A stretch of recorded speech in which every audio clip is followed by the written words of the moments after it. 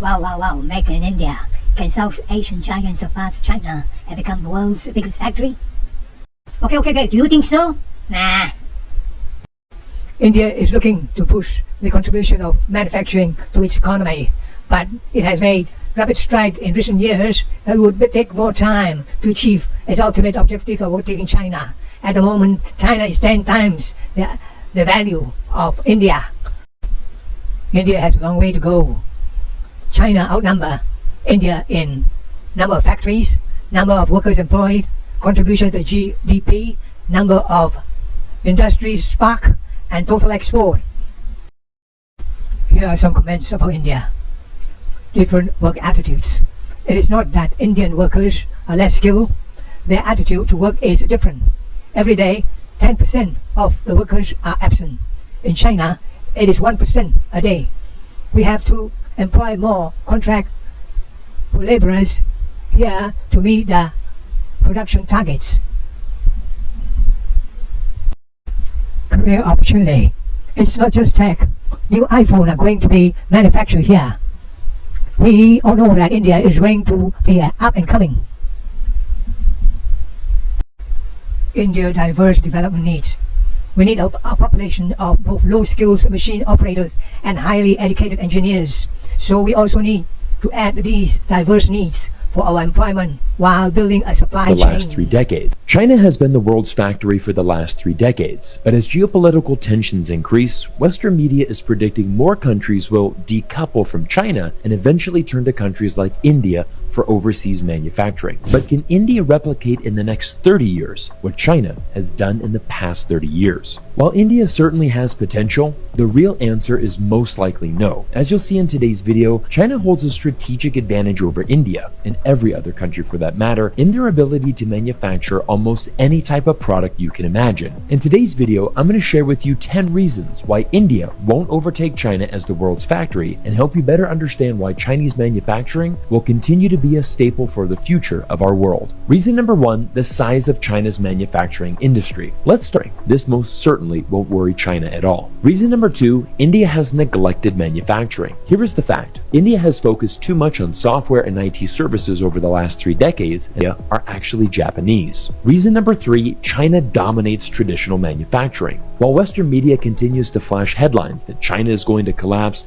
and the future of China is in jeopardy, one thing we must remember is the dominant lead China maintains in traditional manufacturing. For once again is the world's second largest producer. Reason number 4, China's share of global exports. Whenever China's success in manufacturing is brought up, the first thing many people say is, oh, it's because of cheap labor. However, wages in China have increased significantly the past 2 decades, and yet China continues to dominate numerous sectors, earlier coming from China in each respective industry. Reason number 5, the Chinese ecosystem. China will continue to dominate the future of manufacturing for one simple reason: the incredible ecosystem it has built. China no longer wish to work in factories. But now let's shift our focus to India. In general, one can say that India is 10 to 15 years behind China in manufacturing. While there are a lot of efforts to boost manufacturing, they have not been successful when compared to China's growth. When Prime Minister Modi got elected the first time in 2014, there was a big campaign called Made in India. However, if we study this chart that examines India's GDP components, we can see the blue line of manufacturing has remained stagnant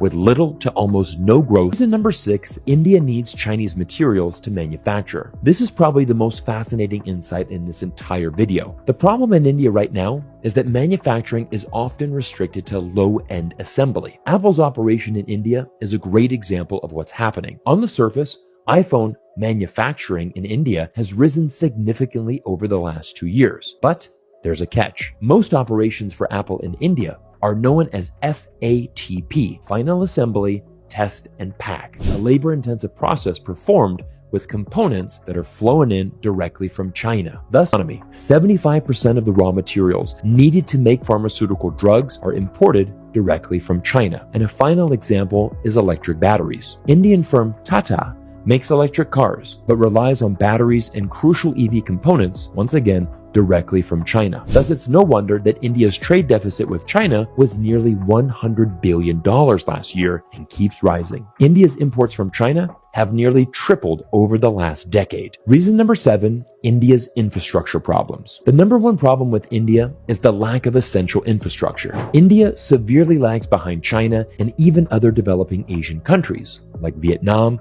and Thailand in basic things such as electricity, roads, highways, railways, and seaports. India and China's population is nearly identical, but China is able to produce 4 times the amount of electricity as India. Without plentiful, cheap, and consistent electricity, how can factories in India operate? Even in Bangalore, the Silicon Valley of India, there are numerous power outages every day. And then there are problems related to transportation, which affects the entire supply chain in logistics and manufacturing. Indian roads are quite bad within cities, and there are only 4,000 kilometers of proper expressways. Compare that to the over 170,000 kilometers of expressways in China. In addition, freight trains in China travel at an average speed of only 25 kilometers an hour. Tremendous amounts of productivity is lost in India simply because of bad transportation. Reason number 8, India's bureaucracy. Charlie Munger once famously said, "It's very hard to get anything done in India." He was specifically focused on the democratic chaos, as people can protest and stop the progress of any important project. But there is more. Insane bureaucracy. Take, for example, something as simple as getting a Stripe payment account. In the United States, the whole process will take about 15 minutes. All you need is your social security number and your bank account details. However, in India, the process can take up to 4 months over the last decade. Reason number 9, India's labor issues. While India has a huge reservoir of young people, there are numerous problems with the labor force. First, the labor force participation rate among women is only 25%, thus depriving the economy of a vast number of workers. Second, the education is quite bad in rural areas, where over 900 million Indians live. Thus, a staggering 29% of the workforce only has the equivalent of a 9th grade education of employable skills. And the 10th and final reason is technology and R&D. India needs to invest a lot of money on science, research, and manufacturing specific technologies. But right now, all the startups in India are focusing on software and services. When it comes to patents, India actually ranks quite low, and it's no surprise that China leads the world. India also needs to attract FDI from foreign companies like China once did. Rather than providing corporate welfare to foreign companies, the goal should be to make the market attractive so that foreign companies would eagerly set up factories in India. But considering the problems that we've outlined in today's video, it's highly unlikely that they will do so. Manufacturing is also undergoing a radical transformation, and we have officially entered the 4th industrial revolution, which is powered by robots, artificial intelligence, and 5 and 6G. Considering that China buys almost half of all industrial robots in the world, it once again is building a substantial lead over India and all other countries in the ability to manufacture at scale in the most efficient way possible. In conclusion, India is not going to threaten China's dominance in manufacturing anytime in the near future. And by the way, this holds true for other countries like Mexico and Vietnam. Notice that when talking about China, Western leaders have now switched their language from decoupling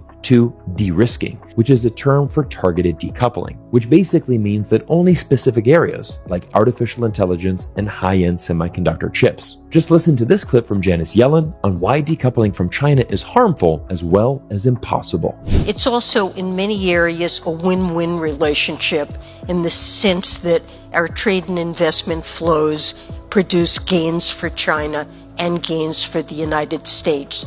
And much of it is uncontroversial, should thrive, and it would really be disastrous to try to decouple from China.